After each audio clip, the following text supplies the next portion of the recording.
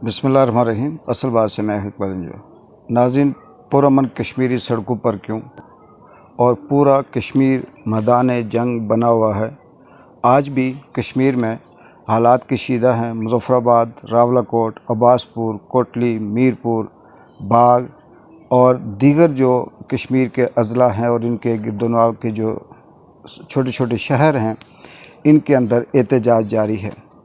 और ये पुरअमन कश्मीरी जो पाकिस्तान को अपना सरबराह समझते थे, जो कश्मीर बनेगा पाकिस्तान का नारा लगाकर वोट देते थे, पाकिस्तान की सालमियत के लिए इन्होंने अपने जानें कुर्बान की और पाकिस्तान की डिफेंस लाइन में सबसे बड़ा रोल कश्मीरियों का है। इस वक्त कश्मीर के अंदर न सिर्फ एहतजाज जारी है बल्कि गिरफ़्तारियों का सिलसिला ताहाल जारी है, मारदाड़ है, लाठी चार्ज है और जो भी बाअसर शख्स या एक्टिविस्ट किसी भी हवाले से हो वो जाता है और पुलिस उसे गिरफ़्तार करती है। सवाल ये पैदा होता है कि क्यों? क्या ये दहशतगर्द हैं? क्या ये अलहदगी पसंद हैं? या ये किसी और तरह से कोई मुजरिम है? नहीं, ऐसा नहीं है। ये पुरअमन शहरी अपना हक़ मांगते हैं। इन्हें जो बिजली के तूफ़ानी बिल आए, जो इनका मुतालबा ये है कि बिजली चाहे वो मंगला की हो या किसी दूसरे डैम की हो, वो आज़ाद कश्मीर के मायदे के मुताबिक हमें दी जाए और हमारी बिजली हमसे सस्ती ख़रीद कर हमें महंगी दी जाती है। क्यों? हमारी ज़मीनों से लाइनें जाती हैं, हमारी ज़मीनों से खंभे जाते हैं, उनका किराया, उनकी जो रॉयल्टी है वो भी हमें नहीं दी जा रही। फिर हमारे साथ ये जुल्म क्यों? दूसरा इनका मुतालबा है कि ये जो पाकिस्तान के अंदर अगर IMF ने उन्होंने कर्ज़ा लिया तो उसके बदले में जो टैक्स लगता है वो कश्मीरियों पर क्यों? रेडियो का टैक्स कश्मीरियों पर क्यों? PTV का टैक्स कश्मीरियों पर क्यों? पाकिस्तान के जो अशराफिया माफिया और कब्ज़ा ग्रुप है, ये जो अपनी ज़िंदगी की ऐशियाँ करते हैं, ये जो अपनी ज़िंदगी की मौजें उड़ाते हैं, इनके घरों के ख़र्चे, बिल और इनके जो बिज़नेस के अंदर जो इजाफे हो रहे हैं, उनके टैक्स हम पर क्यों? जब तरक्की की बात आती है तो कहा जाता है कि मुतनाज़ा इलाका है, जब इंडस्ट्री की बात आती है तो कहा जाता है कि मुतनाज़ा इलाका है, जब अपना हक़ मांगने की बात आती है तो कहा जाता है कि मुतनाज़ा इलाका है। लेकिन जब दूसरी तरफ टैक्स की बारी आती है, जुल्म की बारी आती है, महंगाई की बारी आती है, तो कश्मीरियों के साथ ये जुल्म क्यों?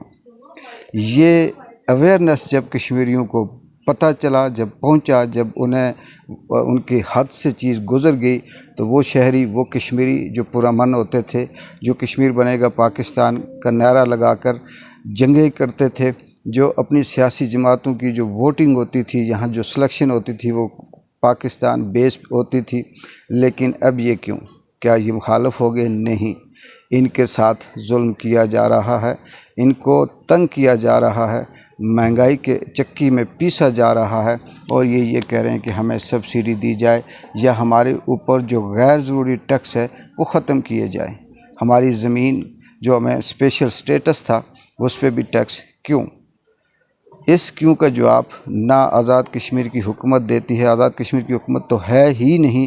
अनवारुल हक साहब, जिनका कोई समझ नहीं आती कि किस तरह से इलेक्ट हुए, कहाँ से आए, किसने उनको वोट दिलाए और रजीम चेंज की सूरत में तन्वीर इलियास को हटाकर वो यहाँ पर आए। इनके पीछे शायद यही मकसद था कि आवाम को सड़कों पे लाना है, आवाम को गुर्बत की चक्की में पिसवाना है और आवाम को अपने 2 वक्त की रोटी के लिए मजबूर करना है।